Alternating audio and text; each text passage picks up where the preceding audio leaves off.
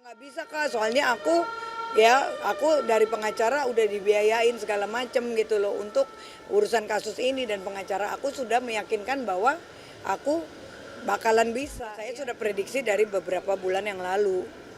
Ya kan, dari 3 bulan lebih yang lalu saya sudah bilang ini langkah-langkah kuasa hukum kamu ini bahaya karena terlalu halu, ya terlalu tinggi tuntutannya, terlalu nggak masuk akal dan terlalu pansos.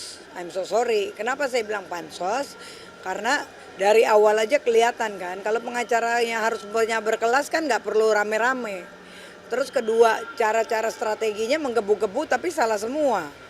Yang ketiga saya udah bilang, Lisa, gue nggak yakin itu anaknya Pak RK. Enggak, ini. Ya sudah, pesan gue, aku bilang dari beberapa bulan yang lalu, ketika itu tidak terbukti, iris kuping gue kalau lo nggak masuk. Gue dulu kasus ikan asin cuman mulut aja udah jelas-jelas langsung kena, apalagi lo yang menyerang, ya kan, menyerang kehormatan orang lain sehingga orang itu karirnya jadi hancur, ya kan, dengan urusan maaf prostitusi terselubung, bener gak? Itu kan urusan jual beli, ya itu resiko lo kan, mau lo hamil 100 orang juga, mau 100 anak juga, ya itu kan kasarnya lo udah jual beli, resiko lo, kenapa lo baru minta tanggung jawabnya sekarang? Enggak Kak, tapi kata pengacara aku bisa Kak, tenang aja Kak, ini masuk begini. Gua bilang, oh iya dong, kalau gua bilang kalau semuanya begitu berapa banyak nih kasus para pejabat simpenannya pada teriak semua, pada bilang hamil semua, kan nggak ada yang berani kayak gitu, baru lo doang. Ya nggak bisa Kak, soalnya aku dari pengacara udah dibiayain segala macem gitu loh untuk urusan kasus ini, dan pengacara aku sudah meyakinkan bahwa aku bakalan bisa. Ya sebenarnya bukan Lisa yang halu, pengacaranya yang halu.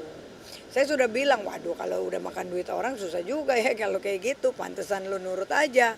Aku bilang, ya gue pengacara berkelas, ya kan, gue tidak mau mempengaruhi karena nanti kita kena kode etik. Tapi pesan aku, lu akan kena, berhentikan ini kasus, ya kan, bahkan tuntutannya sampai dengan 20 miliar. Gila aja 25 miliar, gue juga mau dong kasarnya. Iyalah, karena pengacaranya meyakini bakalan kena minimal dari 25, 15 aja cabut ambil. Ya gila-gila loh, siapa yang mau? Apalagi DNA-nya, iya DNA-nya aja udah nggak terbukti. Kan aku tahu kronologisnya gimana, cuman ya aku nggak mau ikut campur lah ya, aku sebagai teman tetap nutupin. Tapi bahaya karena aku bilang, lu bermain begini iris kuping gue, lu masuk penjara. Ya udah, that's it, kita lihat aja omongan aku. Belum lagi kasus penggelapan toh, makanya aku udah berapa bulan ini sebenarnya gue kangen banget sama dia. Tapi aku nggak mau karena semua orang pada, lu jangan main sama dia, nanti reputasi lo jatuh. Terlepas dari pribadi dia jujur, gue sayang banget sama dia baik, polos nih anak. Tapi di lingkungan yang toksik yang salah, gitu loh. Karena nih lingkungan pada pansos semua. Kan gue udah bilang sama Lisa, kalau lu nanti masuk penjara, lu yang dirugikan. Sama kayak Nikita, kasihan Nikita diributin ini itu ondel-ondel pada pansos. Kan akhirnya apa?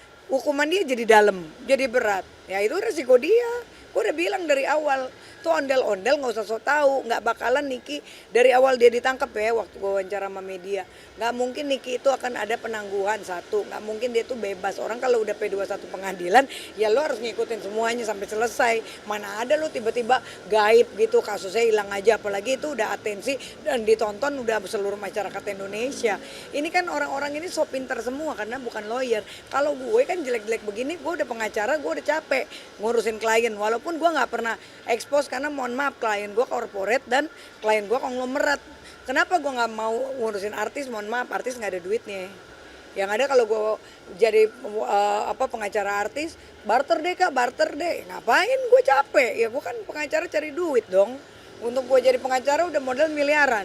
Masa gue kalau gue cuma masuk TV tiap hari juga gue udah bosan masuk TV, bener gak? Ya gue kan cari duit dong. Ya gue sekarang klien gue orang-orang konglomerat semua. Terakhir komunikasi sama Lisa kapan Kak? 5 hari yang lalu waktu dia mau masuk pagi-pagi ambiar, dia ngajakin aku nginep di hotel karena kita kadang-kadang suka nginep di hotel karena kan rumah dia jauh di Bintaro lah, ke daerah sono lah. Jadi dia, ayo dong Kak pagi-pagi, gua kangen Kak sama lu datang. Secara personal kita tetap sayang, tetap baik. Tapi aku gak bisa nyemplung di lingkungan itu karena bahaya nanti buat aku. Dia kan nggak cerita apapun.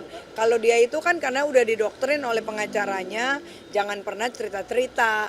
Karena kan biasalah ya kan pengacaranya mungkin nggak mau strateginya itu tahu. Karena kan ya gue kan pinter juga kan dihukum, kalau gue nggak pinter kan gue nggak mungkin punya klien. Ya tapi kan aku sudah ingatkan gitu loh, dan aku kan punya kesibukan, jadi aku juga nggak mungkin tiap menit gua harus dampingin Lisa gitu loh. Tapi aku sudah kasih clue-cluenya berapa bulan yang lalu. Ya sekarang ternyata 2 loh kasusnya, penggelapan dan pencemaran nama baik, dan ini berat banget. Bakal panjang, lihat aja. Aku rasa sih mungkin nggak sakit-sakit parah ya, karena kan dia masih tetap bikin konten segala macem. Tapi mungkin biasanya pengacara itu akan menahan kliennya pada saat panggilan pertama karena untuk mengatur strategi, ngulur waktu. Itu strategi pengacara biasanya seperti itu. Ya kita lihat aja, yang kita harapkan jangan sampai panggilan ketiga dia nggak datang. Kalau panggilan ketiga dia nggak datang, apalagi lawannya ini kan Pak RK, pasti dia dicomot punya. Kalau dari comot punya kan yang rugi siapa? Jemput paksa loh, nggak main-main loh. Ini kan kasus besar sekali menyangkut nama baiknya Pak RK. Gila gue ya, nontonnya aja serem, menggigil. Berani banget, ini sih keren sih. Yang keren siapa ya? Pengacaranya. Yang korban siapa ya? Lisanya.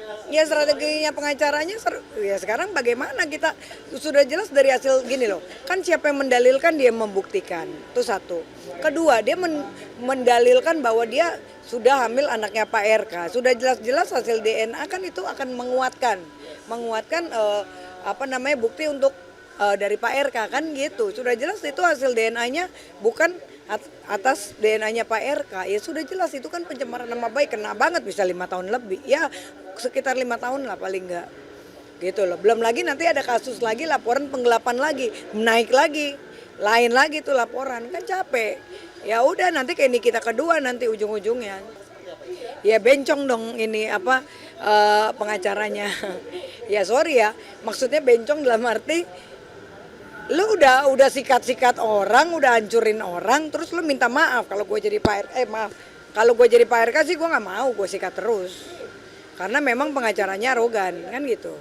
Ya iya, lalu siapa lu sikat pejabat tinggi? Pak RK kan kita respect banget, terlepas apapun pribadi dia, ya itu manusia, semua orang punya aib ya. Tapi kalau ya iyalah lanjutin aja. Kalau ya iya sekarang ya halu. Iyalah, ya halu lah. Makanya gue bilang, Lisa lo kalau mau jadi ratu halu kayak gue. Lu halu-halu dengan berlian lo. Lu halu-halu dengan kecantikan lo. Jangan lu halu urusan hukum. Ya kan? Makanya gue bilang lingkungannya toksik, bukan yang ngajarin yang bener. Sekarang kenapa dia nangis-nangis minta perdamaian? Ya bagaimana gue tanya sebagai pengacara membuktikan. Tes DNA itu udah akurat loh. Kalau ketika tes DNA itu mungkin masih, mana bisa tes DNA hal-hal seperti itu terjadi, karena kasihan dia juga. Nanti kan dia akan berat juga, ya terbukti kan berat. Sekarang omongan gue kan gak ada yang salah gitu loh. Makanya kan kemarin aku sempat nyerang juga tuh ondel-ondel pasukannya, ngapain sih ya kan bikin rusuh-rusuh, pansos-pansos kayak lo nggak punya duit, nggak punya kerjaan, tiap hari bolak-balik ke pengadilan, kalau lagi sidang ya kan nggak pernah absen, sibuk aja. Ini nanti akan bebas, akan ada penangguhan, ada yang jualan di TikTok ya kan, ada yang sambil live ya kan, sambil pose-pose. What the aneh gitu, menurut gue sih itu aneh banget gitu, nggak berkelas ya. Dan itu rame banget tuh bicara gue di medsos gitu. Jadi menurut aku, feeling aku sih mungkin sekitar 8-9 tahun gitu. Feeling aku ya, aku nggak tahu ya, aku nggak mau mendahului. Tapi kan nanti dikurangin lagi 2/3, itu pun kalau nanti ketika dia naik banding dikabulkan. Yang serem kan kalau naik banding nanti tidak dikabulkan, bisa lebih dari 11 tahun. Ya itu sekarang tergantung pertimbangan majelis ya kan, tergantung pertimbangan dari hakim. Ya kita sebagai teman mendoakan aja semoga tuntutannya bisa lebih ringan, syukur-syukur bisa 5 tahun, 3 tahun kan gitu. Tapi kalau udah dituntut 11 tahun dari awal ini agak berat sih menurut saya sendiri gitu.